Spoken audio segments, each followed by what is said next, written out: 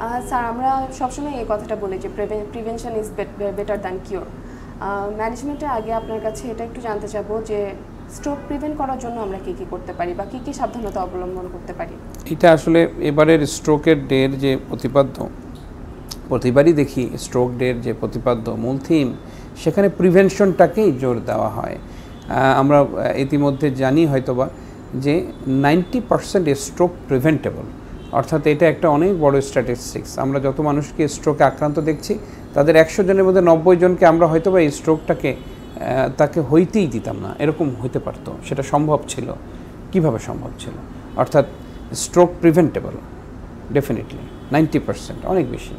তো তাইলে যে রিস্ক ফ্যাক্টর যেগুলো আছে আমাদের, স্ট্রোক কেন হয়, সেই রিস্ক ফ্যাক্টরগুলো থেকে যদি আমরা নিজেদেরকে বাঁচায় চলতে পারি, তাহলেই স্ট্রোককে কিন্তু আমরা প্রিভেন্ট করতে পারবো। হ্যাঁ, তো রিস্ক ফ্যাক্টরগুলো আমি বলে ফেলি এই সুযোগে, কারণ যেহেতু প্রিভেনশনের কথা আসছে, প্রতিরোধের কথা আসছে। তো এখানে বড় রিস্ক ফ্যাক্টর হলো উচ্চ রক্তচাপ, অনিয়ন্ত্রিত উচ্চ রক্তচাপ। অর্থাৎ কারো ব্লাড প্রেশার হাই, অনেক বেশি, সে ওষুধ খায় না বা খায় নিয়মিত খায় না। আমাদের দেশের বেশিরভাগ পেশেন্টই এটা হয় যে তারা কখনো ওষুধ খায়, ঘাড় ব্যথা মাথা ব্যথা করলো, একটু প্রেশারের ওষুধ খেলো, আবার ঘাড় ব্যথা মাথা ব্যথা নেই, আবার প্রেশার ওষুধ বন্ধ, আবার একটু হলো আবার খেলো। এই যে ইররেগুলার ইনটেক অফ অ্যান্টিহাইপারটেনসিভ, অর্থাৎ কখন ওষুধ খাচ্ছে কখনো খাচ্ছে না।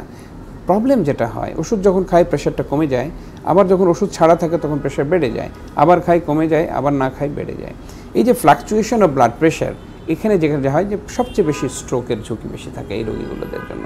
এই কারণে অনিয়ন্ত্রিত ব্লাড প্রেশার, যেটা উচ্চ রক্তচাপ, এটা হলো সবচেয়ে 50% দায়ী আমাদের স্ট্রোকের জন্য। এই জন্য উচ্চ রক্তচাপ ইজিলি এটা কন্ট্রোলেবল। বাজারে এত বেশি উচ্চ রক্তচাপের ওষুধ আছে যেটা ইজিলি অ্যাভেলেবল, অনেক ডাক্তার সাহেবরা লিখে, সবাই লিখি আমরা, এমবিবিএস ডাক্তাররাও লেখে। এই জন্য ব্লাড প্রেশারের যে ওষুধটা আমরা নিয়মিত সেবন করব। এমন না যে আমাকে শরীর দিয়ে বুঝতে হবে ঘাড় ব্যথা হয়েছে তো প্রেশার ওষুধ খাবো, আর নাইলে খাবো না, এরকম যেন না হয়। আমি শুরু করেছি একটা ওষুধ, এটা আমি কন্টিনিউ করব। সে ঘাড় ব্যথা হোক আর না হোক, ডেফিনেটলি সপ্তাহে 2 সপ্তাহ পর পর আমি ব্লাড প্রেশারটা চেক করব, দেখব যে এই ওষুধের দ্বারা আমার প্রেশারটা কন্ট্রোল হচ্ছে কিনা। কিন্তু এটা নিয়মিত সেবন করতে হবে, ইটস ভেরি ইম্পর্টেন্ট। আরেকটা হলো ডায়াবেটিস মেলাইটাস। আমরা সবাই জানি ডায়াবেটিক রোগীদের স্ট্রোকের ঝুঁকি অনেক বেশি থাকে। 25 to 30% ক্ষেত্রে এই ডায়াবেটিস দায়ী আমাদের স্ট্রোকের জন্য। হ্যাঁ, যাদের ডায়াবেটিস থাকে তাদের রক্তনালীগুলো বন্ধ হয়ে যাওয়ার, অ্যাথেরোস্ক্লেরোটিক চেঞ্জ হওয়ার সম্ভাবনা বেশি থাকে। তাদের রক্তনালীগুলো দুর্বল হয়ে যায়, ফেটে যায়, রক্তক্ষরণের সম্ভাবনা থাকে। অর্থাৎ অনিয়ন্ত্রিত ডায়াবেটিস এটাও একটি স্ট্রোকের বড় ঝুঁকি। কিন্তু ইজিলি আমরা ডায়াবেটিসকে কন্ট্রোল করতে পারি ইনসুলিনের মাধ্যমে, ওরাল হাইপোগ্লাইসেমিক এজেন্ট ট্যাবলেটের মাধ্যমে, এবং আমাদের খাদ্যাভ্যাস পরিবর্তনের মাধ্যমে, জীবনযাত্রার মান পরিবর্তনের মাধ্যমে, এগুলোর মাধ্যমে আমরা ডায়াবেটিসকে কন্ট্রোল করতে পারি। যদি কন্ট্রোল করতে পারি তাহলে স্ট্রোকের ঝুঁকি কমে গেল। এবং সিগনিফিকেন্টলি প্রেশার এবং ডায়াবেটিস এই দুটো যদি নিয়ন্ত্রণ করতে পারি, আমরা স্ট্রোক থেকে কিন্তু অনেকাংশেই আমরা কিন্তু বেঁচে যাব। আরেকটা ইম্পর্ট্যান্ট হলো লাইফস্টাইল, ভেরি ভেরি ইম্পর্ট্যান্ট। আমরা আসলে আমাদের এই যে আমরা বসে আছি, আমরা যে কাজের প্রফেশনের সাথে আছি, আমাদের এখন কায়িক শ্রম কমে গিয়েছে, কিন্তু দেখা গেল যে আমাদের চিন্তা কিংবা টেনশন, মেন্টাল প্রেশার বাড়ছে। শারীরিকভাবে আমরা কিন্তু কিছুই করি না, চেয়ার টেবিলে বসে থাকি, কম্পিউটার ল্যাপটপ মোবাইলে তাকিয়ে থাকি, কিন্তু আমাদের শারীরিক শ্রম যেটা, এটা আসলেই নগণ্য। আমি যদি বলি আমি সারাদিনে কী করছি, কিছুই করি নাই। বাসা থেকে বেরোয় গাড়িতে উঠছি, গাড়ি থেকে হসপিটালে, হসপিটাল থেকে গাড়ি, গাড়ি থেকে আবার চেম্বারে, এই যে চেম্বারে রোগী দেখলাম, এখান থেকে বাসা, এই যে পুরো সময়টার মধ্যে আমি কোনো কায়িক শ্রমই করি নাই। অর্থাৎ ফিজিক্যাল ইনঅ্যাক্টিভিটি, এটা একটা বড় গুরুত্বপূর্ণ একটা ইস্যু। এবারের স্ট্রোক ডেতে একটা থিম হলো যে, এই থিমটা হলো ফিজিক্যাল অ্যাক্টিভিটি বাড়াইতে হবে, স্পোর্টসের সাথে নিজেকে সংযুক্ত করতে হবে ইন এনি ফরম্যাট।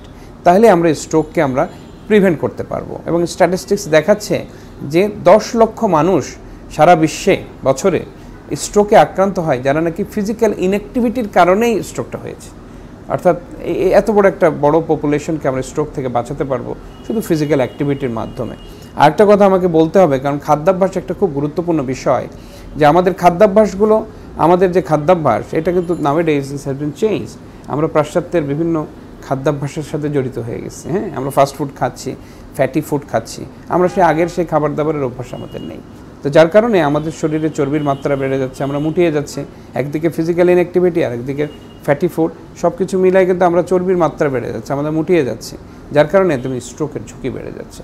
এবং অনেক দেখা যাচ্ছে যে আগে যেমন বলা হতো 50 বছরের পরে স্ট্রোক হয়, কিন্তু এখন অনেকে 40-এর ঘরেও কিন্তু অনেকের স্ট্রোক হচ্ছে, অর্থাৎ ইয়াংদের মধ্যে স্ট্রোকের ঝুঁকিটা বেড়ে যাচ্ছে। এই কারণে খাদ্যাভ্যাস পরিবর্তন করা, জীবনযাত্রার স্টাইল পরিবর্তন করা, এটা ভেরি ভেরি ইম্পর্ট্যান্ট স্ট্রোক প্রিভেনশনে।